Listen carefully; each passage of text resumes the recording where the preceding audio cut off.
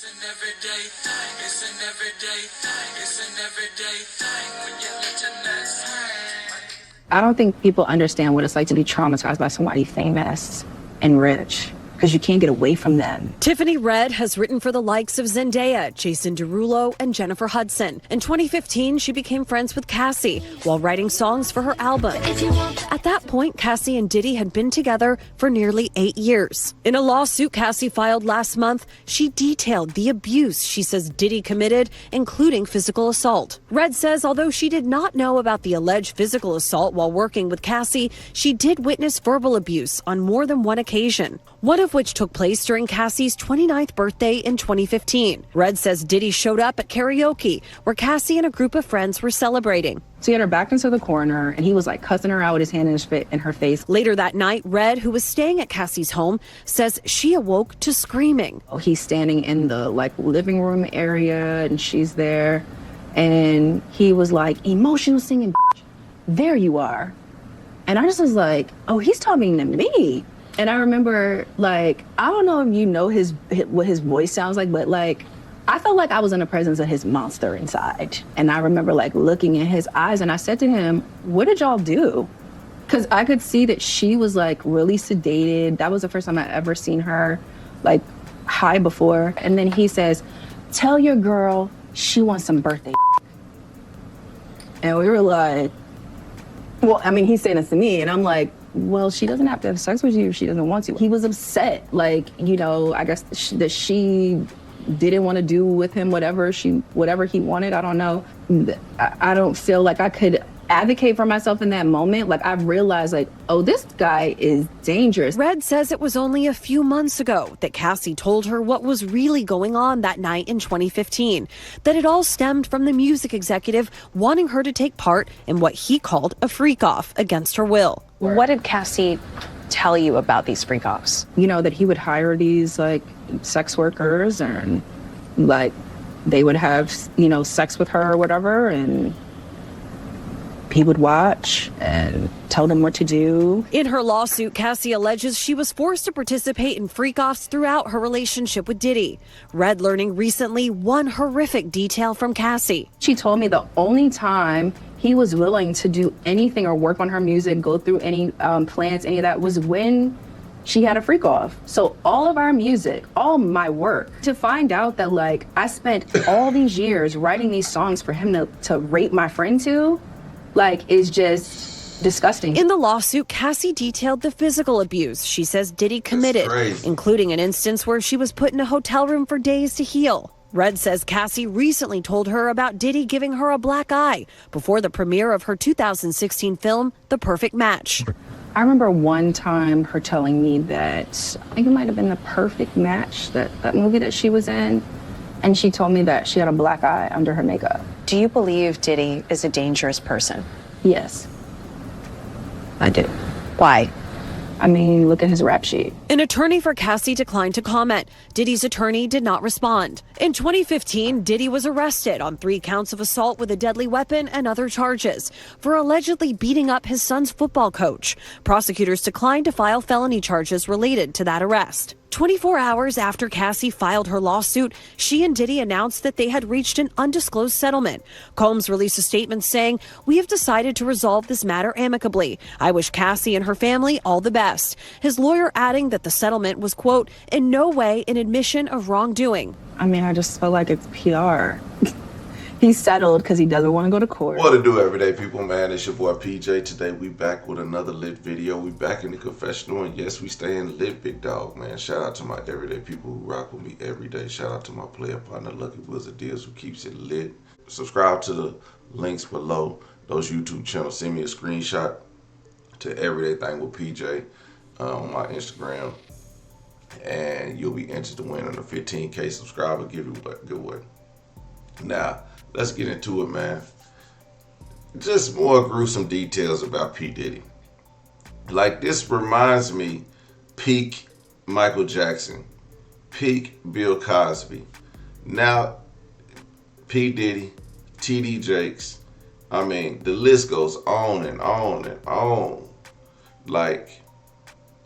At this point, I don't even want to be rich. I don't want to be famous. I do not want to be put in these rooms with these people, because all our lives we are taught to be put in these rooms and get the opportunity. Just wait till you get the opportunity. So they say go be a intern and learn some stuff, and then you find out some people that gave up some ass to get where they at. And so men and women have been silenced to the trauma that they have received by these sexual deviants. They use money and power to gain access to you. So, I mean, I don't know, man.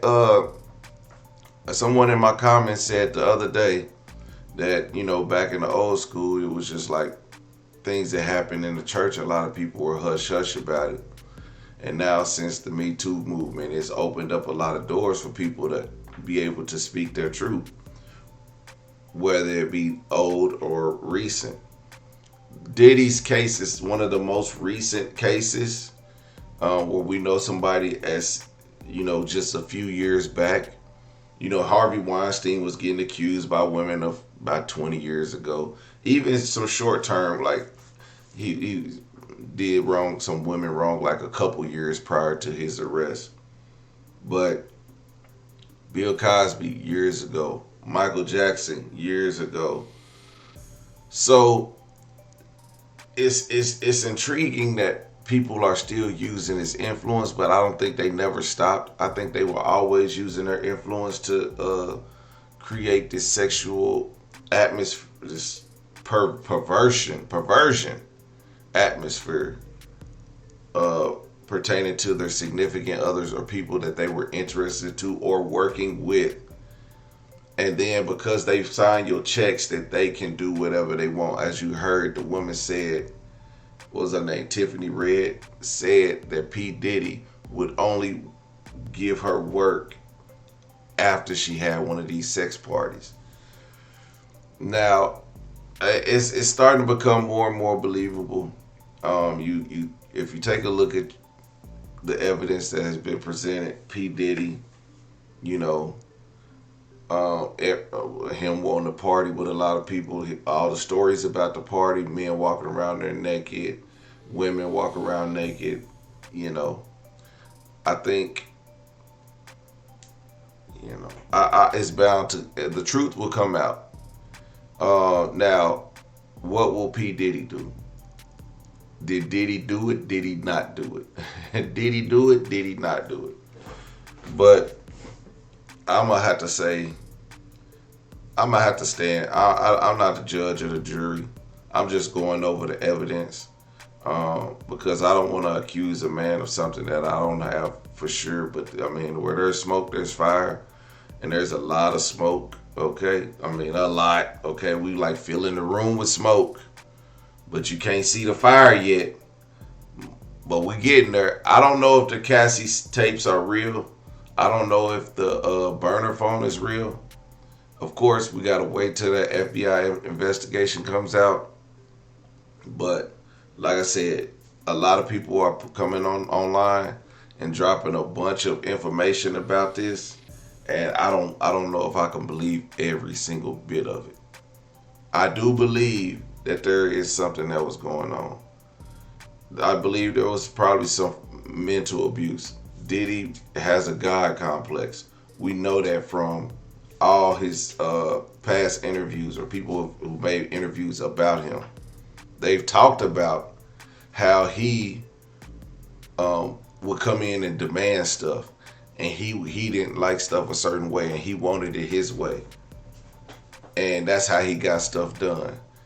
And I believe he took that same energy into his relationships. Because 9 times out of 10, if the way you are to other people, you probably doing that the same way to your woman. Because if you treat like most people treat people nice on the outside, but then they treat their people wrong at home. That's not what we're talking about. If you treat people wrong and you look down and beneath people, and if you work with your spouse, you definitely treating her wrong too. Definitely. That's how it happens. So, everyday people, man, let me know what y'all think in the comment section. That was a very interesting piece. And I will leave the link in the description where y'all can find that video and listen to it in full. Everyday people, man, like, comment, subscribe. I'm gonna holler at you later. Peace.